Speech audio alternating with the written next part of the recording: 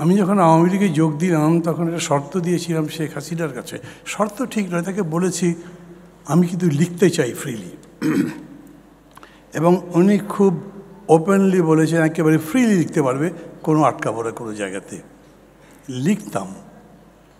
তারপর উনি যখন ক্ষমতায় গেলেন তখন দুটো একটা লেখা নিয়ে কমিটির মধ্যে, সেন্ট্রাল কমিটিতে আলোচনা হলো এবং বলা হলো যে মান্নাত একটু উল্টাপাল্টা লিখছে, ওকে কিছু বলা দরকার।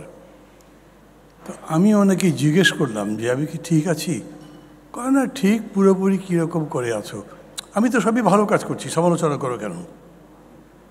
আপনাদের বোঝার জন্যে বলছি, যিনি এক নম্বর মানুষ, বলে না মাছের পচন ধরে মাথা থেকে, উনি যদি ক্ষমতায় যাবার পরে এরকম বদলে যান, তো বাকি আমাদের কাছ থেকে এসব অঙ্গীকার নিয়ে লাভ কী হবে আপনাদের? আমি যদি একদম ফোকাস থাকি তাহলে এটা বলবো যে আমাদেরকে ওই জায়গাটা ধরতে হবে। যিনি এই কাজগুলো করবেন তার থেকে অভিজ্ঞতা নেন, তার থেকে কমিটমেন্ট নেন, এবং আমি বলেছি আমার কাছ থেকে নিয়ে লাভ হবে না।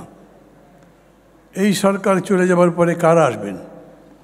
আগামী অন্তত 5 বছর গণতান্ত্রিকভাবে দেখলে তো তারাই দেশটা চালাবে, তারাই এই গণমাধ্যমের স্বাধীনতা নিশ্চিত করবে, তারাই এই দেশের গণতন্ত্র নির্মাণ করবে, তারাই এদেশের অর্থনীতি সহ সামগ্রিক বিষয়গুলো নির্মাণ করবেন। এবং সেই ক্ষেত্রে সবার বুঝতে হবে politics is the commander, rest মানে ধরেন কালচার বলেন, সাংবাদিকতা বলেন, স্পোর্টস বলেন, যাই বলেন, অল আর কমান্ডেড। সেটা যদি হয় তাহলে কমান্ডার যারা, যিনি, তার উপরেই নির্ভর করতে হবে। আগামী 5 বছরের জন্য কারা দায়িত্ব পাবেন বোঝা যায় তো নাকি? আমি জানি না, আপনারা হয়তো বলতে চাইবেন না, আমি বলি আমার তো মনে হয়, আমি কোনো বিএনপির পক্ষে ক্যাম্পেইন করি, আমি তো বিএনপি করি না, কিন্তু আমার মনে হয় অনেক ক্রিটিসিজমের পরেও শেষ পর্যন্ত মানুষ বিএনপিকেই ভোট দেবে।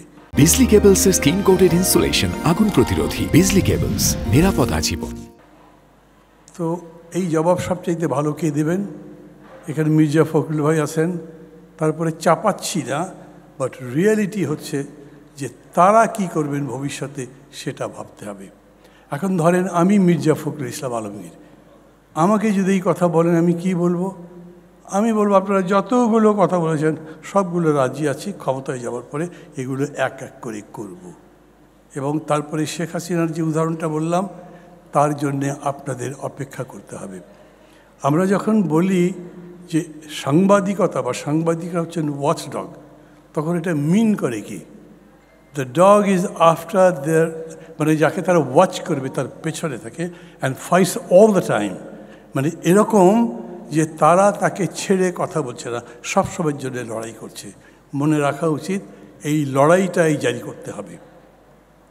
কেবলমাত্র সংগ্রামী জীবনের পরিধি নির্ণয় করে, কেবলমাত্র সংগ্রামী জীবনের সংজ্ঞা বেঁধে দেয়, কেবলমাত্র সংগ্রামী জীবনকে উন্নত করে, পরিশীলিত করে। আমরা যে জীবন গড়তে চাই, আমরা যে রাষ্ট্র গড়তে চাই, আমরা যেভাবে গণতন্ত্র নির্মাণ করতে চাই, সেটা কোনো সময়ের জন্যে সংগ্রাম ছেড়ে দিয়ে নির্মাণ করা যাবে না।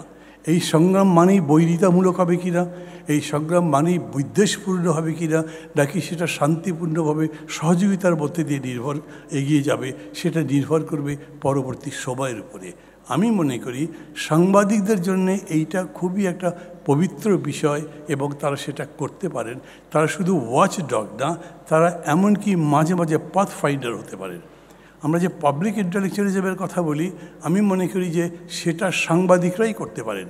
এই যে এত বড় সংস্কার গেল, এই সংস্কারের মধ্যে আমাদের মিডিয়াগুলো কী ভূমিকা রেখেছে?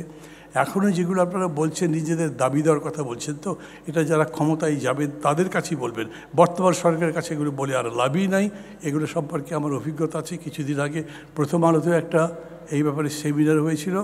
যারা সংস্কার কমিশনের দায়িত্বে ছিলেন তার মধ্যে কামাল আহমেদ সাহেব ছিলেন, সম্ভবত উনি এই কমিশনের খুবই একটা গুরুত্বপূর্ণ দায়িত্বে ছিলেন, মেবি চেয়ারম্যান অফ সামথিং। উনি নিজেও খুব হতাশা ব্যক্ত করেছিলেন। এখন আর হতাশা ব্যক্ত করে লাভ নেই। ফরওয়ার্ড লুকিং যদি হই, তাহলে আমাকে বুঝতে হবে আমি যা বলেছি, যা নির্ধারণ করেছি, সেটা অর্জনের জন্য আমাকে সংগ্রামটা কোন পথে করতে হবে। আমার কাছে যদি বলেন, আমি আপনাকে বলতে পারি বা আপনাদের সবাইকে বলতে পারি, এই পর্যন্তই সংগ্রামই করছি এবং মনে করি টিল দ্য লাইফ এন্ডস, এই সংগ্রামটাই করতে হবে আমাকে। আমি নিজে মেন্টালি তার জন্য তৈরি আছি। আমি জানি না এরপরে যখন নতুন সরকার আসবে তার সবাই আবার জেল টেল খাটতে হবে কি না, আবার পালাতে টালাতে হবে কি না, কিন্তু তার জন্য তৈরি থেকেও আমি মনে করি আমি একটা ফ্রেন্ডলি অ্যাটমসফিয়ার পাবো, একটা গভর্নমেন্ট পাবো, ফ্রেন্ড পাবো, যার মধ্যে দিয়ে আমরা গড়ে তুলতে পারবো নিজেদেরকে। এবং সেক্ষেত্রে পলিটিক্যাল পার্টি এবং জার্নালিস্ট সবাই মিলে একটা বন্ধুত্বপূর্ণ সম্পর্কের মধ্যে দিয়ে যাতে এই লড়াইটা করতে পারি, তার অঙ্গীকার যেন আমরা করতে পারি।